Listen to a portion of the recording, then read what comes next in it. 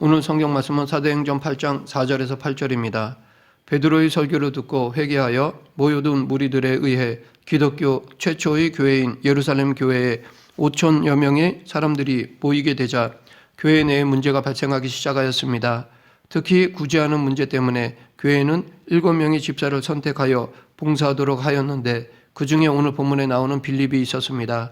이 시간 빌립의 사역을 살펴보며 그 안에 담겨있는 교훈을 알아보겠습니다. 먼저 빌립은 7집사 중 한 사람이었습니다. 초대교회 당시 예루살렘 교회는 여러 가지 문제점을 안고 있었습니다. 그중 대표적인 문제는 과부들의 구제 문제였습니다. 즉 예루살렘 교회는 디아스포라 유대인으로서 헬라파 유대인 과부들과 순수 본토 출신 유대인 과부들이 있었습니다. 그런데 구제하다 보니 뜻하지 않게 헬라파 유대인들이 구제에서 제외될 경우가 생겼습니다. 이런 문제가 커지면서 예루살렘 교회 성도들 간에 서로 불화하는 계기가 되고 말았습니다. 이처럼 아무리 하나님을 믿는 공동체인 교회에도 뜻하지 않게 불화가 발생하고 시련이 생길 때가 있습니다. 그러나 이 위기는 오히려 교회가 하나 되고 하나님의 거룩하신 뜻을 이루는 좋은 기회가 되기도 합니다. 이 일로 인해 교회에는 집사라는 직분이 생겨났던 것입니다. 여러 사도들이 한 곳에 모여 이 문제를 논의하는 도중 사도들은 봉사와 구제를 전담할 일꾼을 뽑자는 데에 의견을 모았습니다. 그리하여 마침내 교회에 집사 직분이라는 제도가 생기게 되었습니다. 여기서 우리는 집사라는 직분자들이 해야 할 일이 무엇인지를 분명하게 알 수 있습니다. 그것은 구제하고 봉사하는 일입니다. 오늘날 교회의 직분자들 가운데에서도 집사 직분자들이 다른 직분자들에 비해 가장 많은 수를 차지하고 있습니다. 그만큼 교회에서 봉사와 구제는 중요하고 필수적입니다. 성도 간의 교제가 교회 공동체를 더욱 응집하고 견고하게 하는 것이기에 이 직분은 중요합니다. 더욱이 핍박이 심했던 초대교회 때에는 더더욱 이 집사의 사명이 중요하였습니다.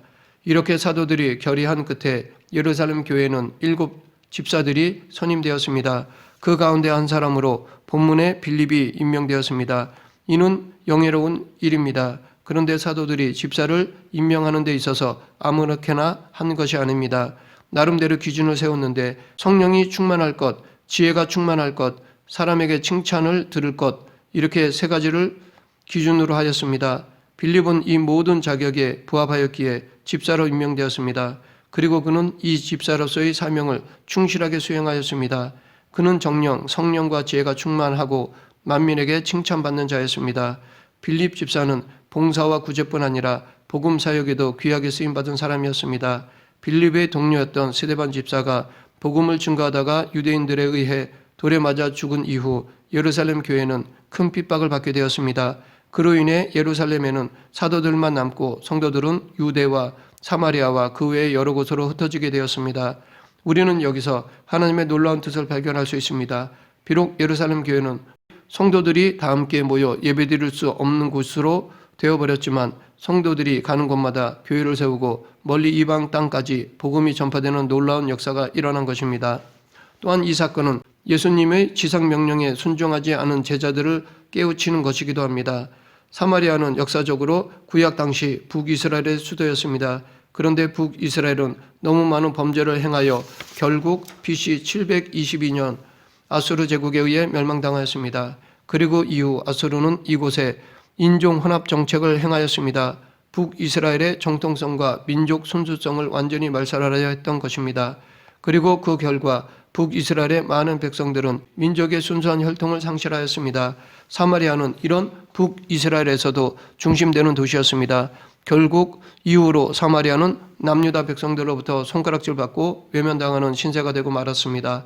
그래서 신약 당시 사마리아와 그 중심 도시에 사는 사람들은 유대인으로부터 개 취급을 당할 정도였습니다. 이렇게 사마리아는 버려진 도시였습니다. 우리는 여기서 하나님을 떠난 백성, 하나님을 떠난 도시의 처절한 종말을 엿볼 수 있습니다. 이렇게 사마리아는 버려진 도시였습니다. 그러하기에 어느 누구도 사마리아 사람들을 상종하려 하지 않았습니다. 복음을 들고 사마리아로 가려는 사람도 없었습니다. 그러하기에 당시 팔레스타인에서는 사마리아가 예수님이 말씀하셨던 땅끝과도 같았던 것입니다. 바로 이런 상황에서 집사인 빌립이 복음을 들고 사마리아로 찾아간 것입니다. 마치 그리스도께서 친히 사마리아 전도의 모범을 보여주셨듯이 말입니다. 정녕 이렇게 참된 전도자라면 남들이 꺼려하는 소외된 복음의 사각지대를 찾아가야 할 것입니다. 편하고 환경이 좋은 곳으로만 찾아가서는 안 될 것입니다. 빌립은 이런 복음의 오지를 찾아가 자기를 희생할 줄 아는 전도자였습니다. 당시 사마리아의 형편은 말할 수 없이 비참하였습니다. 특히 안타까웠던 것은 사마리아가 우상의 도시요 혼합 종교의 도시로 전락한 것이었습니다. 실제로 구약 당시 아수르의 민족 융합 정책에 따라 사마리아는 많은 이방 문화를 수용하여 우상의 도시가 되었고 기껏해야 유사한 여호와 신앙을 가진 정도의 도시가 되었습니다. 따라서 사마리아의 종교는 순수한 여호와 신앙과는 멀었습니다. 이런 도시에서 전도를 하는 것은 어려운 일이었습니다. 이렇게 우리가 복음을 전해야 할 대상은 어렵고 힘듭니다. 또한 사마리아는 복음을 갈망하던 자도 없었습니다. 우리가 복음을 전할 곳들은 모두 이렇다 할 수 있습니다.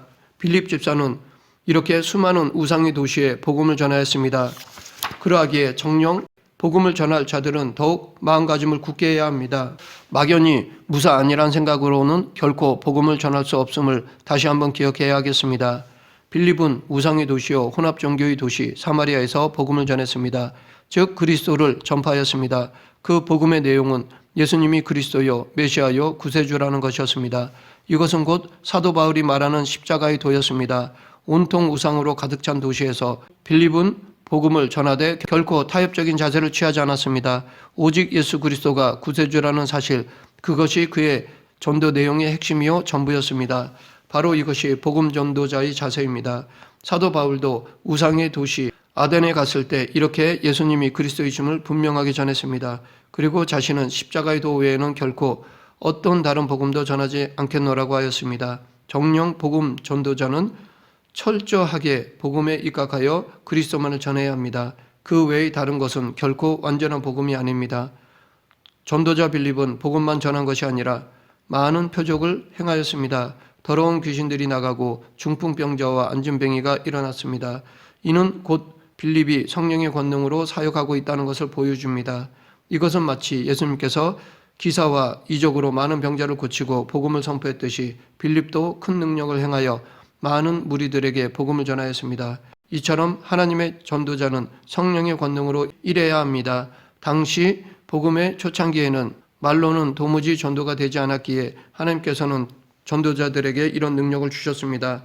그러나 이제 하나님의 모든 계시가 성경으로 기록된 현대에는 이런 능력들이 크게 두드러지지 않습니다. 대신 하나님은 말씀의 능력을 주셔서 세상 사람들이 복음으로 돌아오게 합니다. 그렇기 때문에 전도자는 말씀을 늘 연구하고 깨달아야 합니다.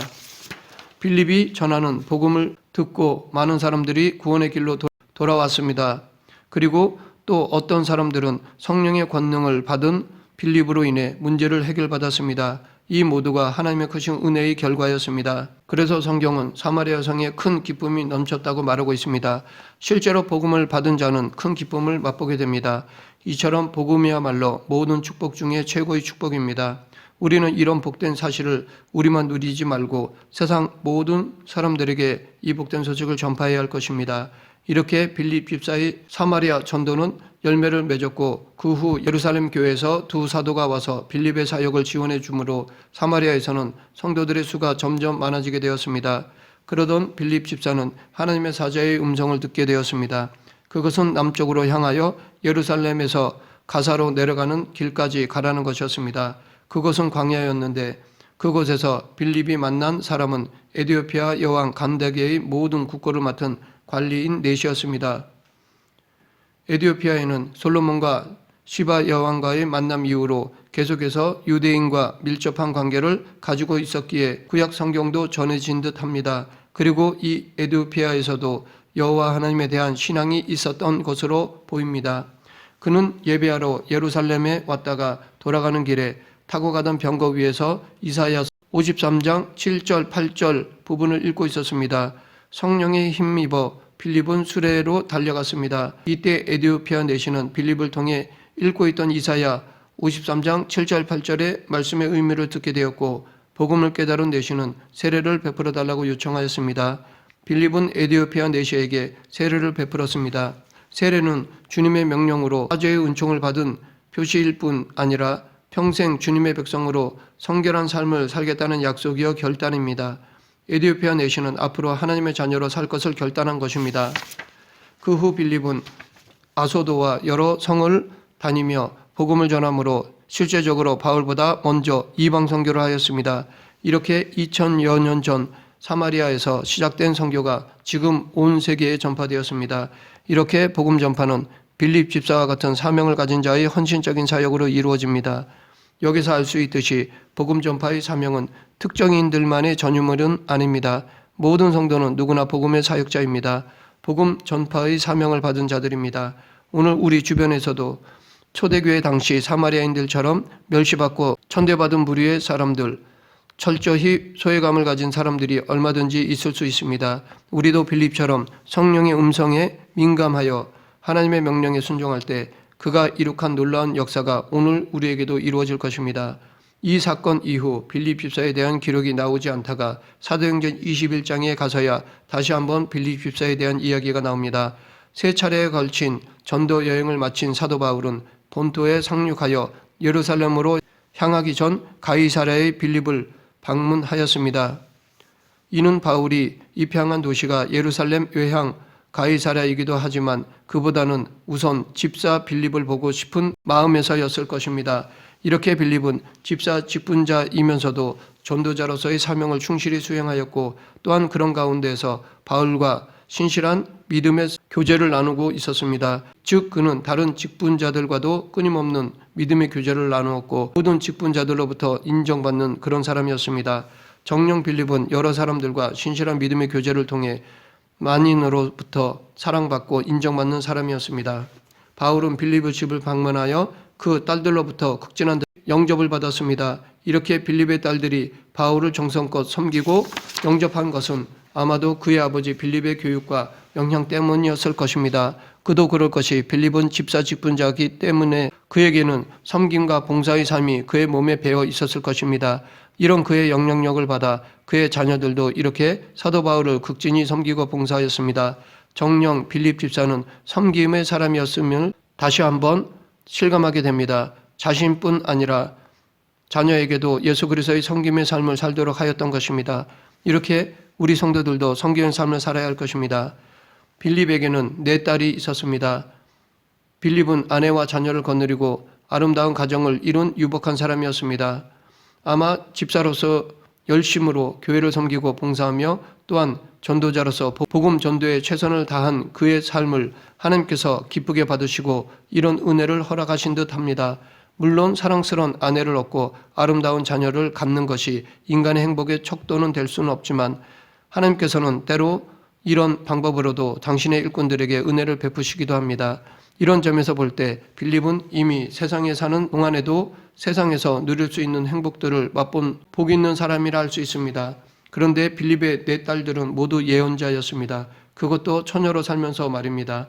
이는 곧 빌립이 하나님으로부터 복음을 받고 집사 직분을 맡으며 또한 전도자로서의 열심히 하나님을 섬겼을 뿐만 아니라 자신의 가정을 돌보며 복음으로 인도했음을 증명해 준다고 볼 수 있습니다.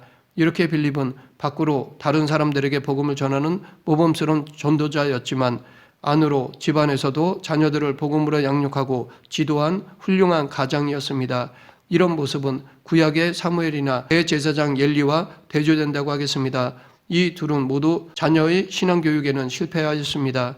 그러하기에 빌립 집사의 자녀 신앙교육은 지금도 아름답고 좋은 모범이라 할 수 있습니다. 말씀을 맺겠습니다. 빌립 집사는 자기에게 주어진 사명에 최선을 다하였습니다. 그러하기에 하나님의 복음의 통로가 되어 귀하게 쓰임을 받았던 것입니다. 그뿐 아니라 가정사역에도 열심을 다하여 자녀들이 믿음의 삶을 살게 하였습니다. 이런 모습이 지금 우리들의 삶의 모습이 되어야 할 것입니다. 우리도 빌립처럼 밖으로는 복음을 전하고 안으로는 복음으로 양육하여 하나님을 기쁘게 하는 그리스도인이 되길 간절히 축원합니다. 기도하겠습니다. 사랑과 은혜가 풍성하신 하나님의 아버지, 저희들도 빌립 집사처럼 자신의 믿음을 지키며 복음을 전하고 어디서든지 이웃을 섬기며 믿음의 가정을 이루는 그리스도인이 되게 하여 주시옵소서. 예수님 이름으로 기도드립니다. 아멘.